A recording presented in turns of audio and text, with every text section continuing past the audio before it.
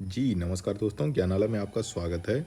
और आज की इस वीडियो में हम लोग ईएमआरएस हॉस्टल वार्डन एग्जामिनेशन 2023 के हिंदी का जो पेपर है उसकी प्रैक्टिस करेंगे। हिंदी जो है 2 चीज़ों में आएगी, एक तो जनरल हिंदी आएगी जो सबके लिए कंपलसरी है, और अगर आप हिंदी को रीजनल लैंग्वेज के रूप में लेंगे तो भी हिंदी आएगी। तो इस प्रकार अगर दोनों आप सेलेक्ट कर लेंगे तो 20 नंबर का आएगा, और अगर रीजनल लैंग्वेज आप हिंदी के अलावा कोई और होगा तो जनरल हिंदी का जो कंपलसरी 10 नंबर है वो तो आएगा ही आएगा। तो आज की इस वीडियो में हम हिंदी के 10 क्वेश्चंस का रिवीजन करेंगे। या ऐसे क्वेश्चन है जो इनके एग्जामिनेशन में रिपीट होने की संभावना ज़्यादा है, या इन्हीं के पैटर्न पे एग्जामिनेशन में क्वेश्चन पूछे जाएंगे। तो चलिए आज वीडियो हम लोग जो है पहला क्वेश्चन पढ़ते हैं। पहला क्वेश्चन जो है अनसीन पैसेज से या फिर अपठित गद्यांश से दिया गया है। इसमें आपको गद्यांश पढ़ना होता है और उसका जवाब देना होता है। हम गद्यांश पढ़ने से पहले हम एक बार इसके क्वेश्चंस को देख लेते हैं ताकि हमें पता लग जाए कि क्या क्वेश्चन पूछा गया है। गद्यांश काफ़ी लंबा दिया गया, तो पहला क्वेश्चन जो इसमें गद्यांश से रिलेटेड ये है कि अफ्रीका में प्रवासी भारतीयों के पीड़ित होने का कारण क्या था। ये पहला क्वेश्चन है। चलिए देख लेते हैं और कोई क्वेश्चन। हाँ, 2 क्वेश्चन इससे पूछे जाएंगे। गांधी जी अफ्रीका वासियों तथा भारतीय वासियों के मध्य क्या स्थापित करना चाहते थे। ये 2 क्वेश्चन है जो हमको इस गद्यांश को पढ़ के देना है। तो गद्यांश को पहले पढ़ लेते हैं और ध्यान में रखते हैं कि हमारे 2 क्वेश्चन क्या थे। गांधी जी ने दक्षिण अफ्रीका में प्रवासी भारतीयों को मानव मात्र की समानता और स्वतंत्रता के प्रति जागरूक बनाने का प्रयत्न किया। इसी के साथ उन्होंने भारतीयों के नैतिक पक्ष को जगाने और सुसंस्कृत बनाने के प्रयत्न भी किए। गांधी जी ने हमेशा ऐसा क्यों किया। इसलिए कि वे मानव मानव के बीच काले गोरे ऊंच नीच का भेद ही मिटाना पर्याप्त नहीं समझते थे, वरन उनके बीच एक मानवीय स्वाभाविक स्नेह और हार्दिक सहयोग का संबंध भी स्थापित करना चाहते थे। चलिए आगे बढ़ते हैं। इसके बाद जब वे भारत आए तब उन्होंने इस प्रयोग को एक बड़ा और व्यापक रूप विदेशी शासन के अन्याय नीति अनीति के विरोध में उन्होंने जितना बड़ा सामूहिक प्रतिरोध संगठित किया उसकी मिसाल संसार के इतिहास में अन्यत्र नहीं मिलती है। पर इसमें उन्होंने सबसे बड़ा ध्यान इस बात का रखा कि इस प्रतिरोध में कहीं भी कटुता, प्रतिशोध की भावना अथवा कोई भी ऐसी अनैतिक बात ना हो जिसके लिए विश्व मंच पर भारत का माथा नीचा हो। ऐसा गांधी जी ने इसलिए किया क्योंकि वे मानते थे कि बंधुत्व, मैत्री, सद्भाव, स्नेह, सौहार्द आदि गुण मानवता रूप टहनी के ऐसे पुष्प हैं जो सर्वदा सुगंधित रहते हैं। तो इस बेसिस पे हमें अपना जो है ये जो हमारा गद्यांश दिया हुआ है हमने पढ़ लिया। चलिए पहला क्वेश्चन जो हम लोगों ने देखा था कि अफ्रीका में प्रवासी भारतीयों के पीड़ित होने का क्या कारण था। पहला कारण इसमें दिया है, पहला आंसर है कि निर्धनता, धनिकता पर आधारित भेदभाव। दूसरा था रंग भेद और सामाजिक स्तर से संबंधित भेदभाव। तीसरा था धार्मिक भिन्नता पर आश्रित भेदभाव। और घा जो है इसमें जो डी ऑप्शन है वो विदेशी होने से उत्पन्न मनमुटाव। तो जो सही आंसर है कि उसमें जो अफ्रीका में हम सभी जानते हैं जो भारतीयों और अफ्रीकियों के बीच में जो भेदभाव था वो था कि रंग भेद का भेदभाव होता था, गोरे और काले का भेदभाव था। यही चीज़ जो है पैराग्राफ में भी बताई गई है। और सामाजिक स्तर से भी भेदभाव किया जाता था। तो भारतीयों के पीड़ित होने का मेन कारण यही था कि रंग भेद तथा सामाजिक स्तर से संबंधित भेदभाव। तो घा जो है राइट आंसर है, खा। चलिए हम लोग इसी से आधारित दूसरा क्वेश्चन देख लेते हैं कि गांधी जी अफ्रीका वासियों और भारतीय वासियों के मध्य क्या स्थापित करना चाहते थे। जाहिर सी बात थी, पहली चीज़ थी सहज प्रेम एवं सहयोग की भावना। खा कह रहा कि पारिवारिक अपनत्व की भावना, अहिंसा और सत्य के प्रति लगाव। और घा कह रहे हैं कि विश्व बंधुत्व की भावना। तो जो चीज़ लिखी हुई है वो पैराग्राफ में वो है कि सहज प्रेम और सहयोग की भावना, यही राइट आंसर है। जब भी आप किसी गद्यांश को पढ़िएगा तो एक बार क्वेश्चन आप शुरू में पढ़ लीजिएगा और उसके बाद गद्यांश को जल्दी जल्दी पढ़ के आपके जो क्वेश्चन होंगे उसको सॉल्व कर लीजिएगा। कोई बहुत बड़ी चीज़ नहीं पूछी जाती है, उसी से स्पष्ट हो जाता है कि क्या क्वेश्चन और क्या उसका आंसर हो जाएगा। चलिए तीसरा क्वेश्चन आज के इस वीडियो का देखते हैं। निम्नांकित में से कौन सा शब्द वृद्धि संधि का उदाहरण नहीं है। यहाँ पे वृद्धि संधि पूछी गई है। वृद्धि संधि जो है स्वर संधि का एक प्रकार है। स्वर संधि किसे कहते हैं, जब दो स्वर आपस में मिलते हैं तो उससे जो विकार उत्पन्न होता है उसे स्वर संधि कहते हैं। स्वर संधि में 5 प्रकार के होते हैं, उसी में से ये पूछा जा रहा है कि कौन सा ऐसा शब्द है जो वृद्धि संधि का उदाहरण नहीं है। आप नहीं को जो है अंडरलाइन कर दीजिए ताकि आपको दिखता रहे, आपको याद रहे। यहाँ पे अगर आप ध्यान से देखोगे, हमने इसके पहले एक वीडियो भी बनाया था वृद्धि संधि पे, उसमें ट्रिक भी बताया था कि जहाँ पे भी आपको आय की मात्रा मिल जाए या औ की मात्रा मिल जाए तो वो समझ जाइए कि वो वृद्धि संधि है।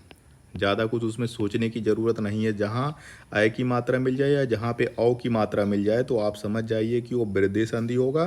तो ऐसे अपने आप इसमें देख लीजिए, जैसे सदैव में, जलौघ में, परमोदार्य में, इन सब में या तो अय की मात्रा है सदैव या औ की मात्रा है जलौघ। एक बचता है गुरूपदेश।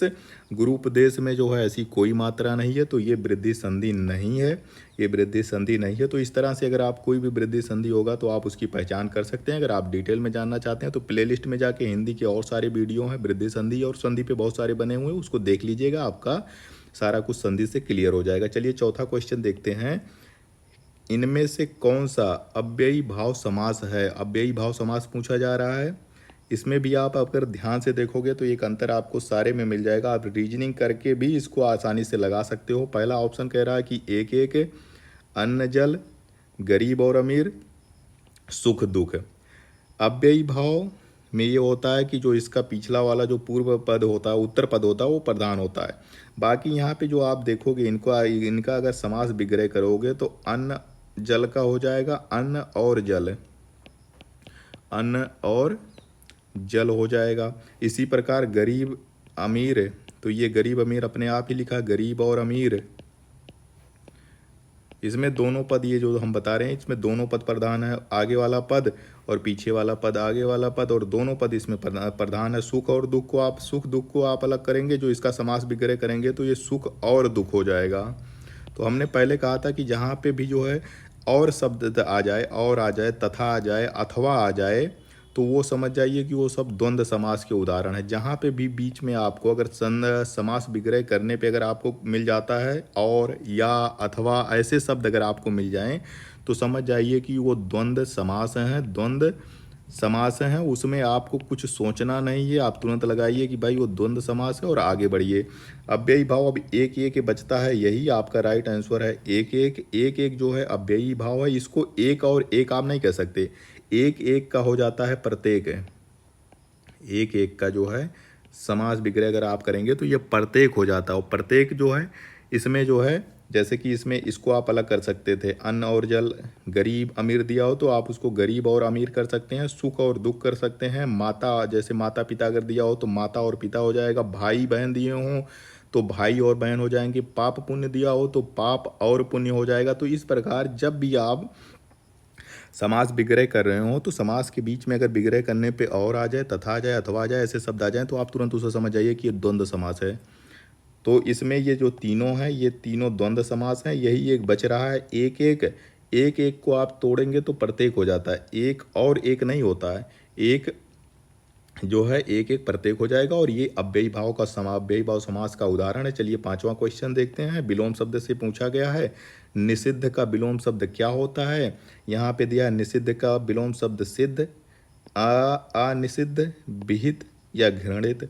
तो निषिद्ध का मतलब होता है विहित, इसका जो विलोम शब्द होता है निषिद्ध मतलब है कि आपका जो है वहाँ जाना निषिद्ध है। विहित इसका जो है विलोम शब्द होता है, निषिद्ध का विलोम शब्द है विहित। बहुत बार एग्जामिनेशन में पूछे गए हैं यूपी के, तो जो यूपी पीसीएस के बहुत सारे क्वेश्चंस में हिंदी आया है। आरओ के एग्जाम होते हैं उसमें जो है ये क्वेश्चन जो है विलोम में काफ़ी बार पूछा गया, तो इसको आप लोग जो है याद रखिएगा।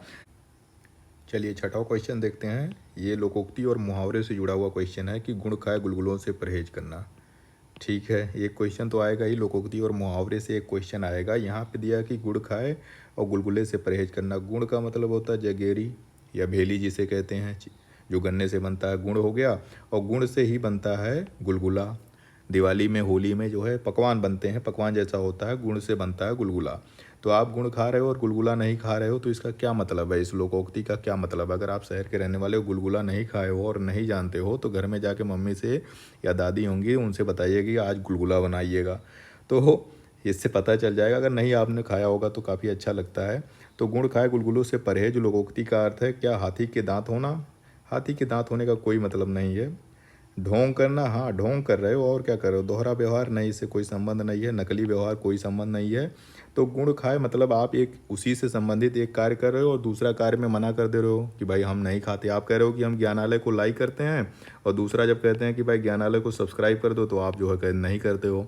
तो ये होता है कि आप गुड़ खाए गुलगुलों से परहेज जैसी स्थिति हो जाती है कि भाई आप गुड़ खा रहे हो और गुड़ से बना हुआ है गुलगुला, आप उसे मना कर दे रहे हो कि भाई हम गुलगुला तो खाते नहीं हैं, लेकिन गुड़ दे दो, थरिया भर के दे दो, उसको खा जाओगे।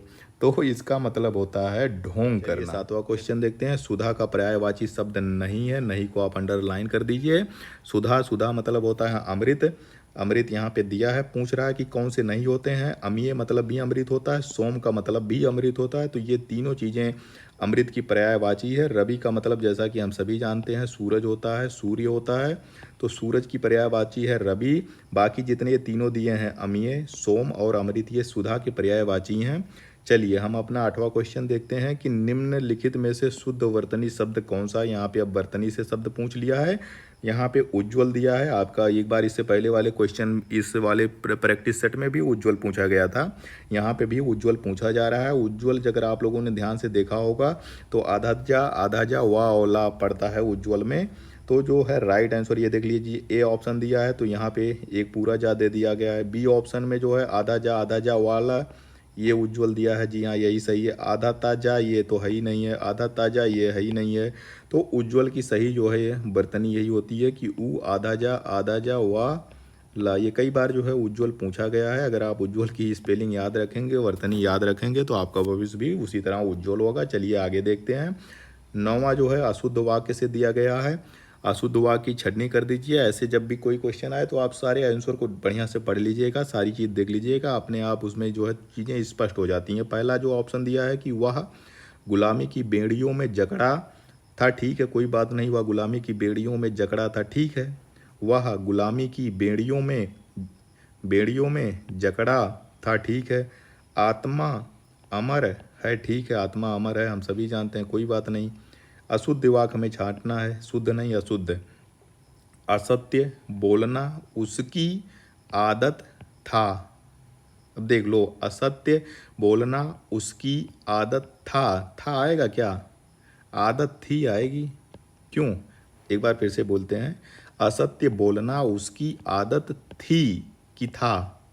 थी। तो राइट आंसर आपका हो जाएगा कि इसमें कौन सा अशुद्ध वाक्य है, तो ये अशुद्ध वाक्य है। असत्य बोलना उसकी आदत था, ये अशुद्ध वाक्य है। डी भी हम लोग एक बार पढ़ लेते हैं। वह अपनी धुन में जा रही है, जाने दो भाई, कोई दिक्कत नहीं, अपनी धुन में जा रही है। तो जो राइट आंसर आपका है वो सी ऑप्शन है। चलिए आज की इस वीडियो का अंतिम क्वेश्चन देखते हैं कि युधिष्ठिर सबसे बड़े पांडव थे। जी हाँ सही बात है, पांडव थे, लेकिन यहाँ पे जो युधिष्ठिर है उसकी वर्तनी गलत दी गई है, इसको हमें फिर से सही करना है। चलिए देख लेते हैं कि युधिष्ठिर कैसे होते हैं, कौन कौन नहीं हो सकते हैं। एक तो एलिमिनेशन रूल भी जो है तुक्के में चलता है, तो युद्ध ये तो ऐसे अपने आप गलत दिख रहा है। युधि स्थिर ये भी गलत चल रहा है। युधि शिष्ठिर ये भी गलत चल रहा है। तो राइट आंसर आपका है ये, युधिष्ठिर की सही जो है वर्तनी है युधिष्ठिर, ठीक है। तो राइट आंसर आपका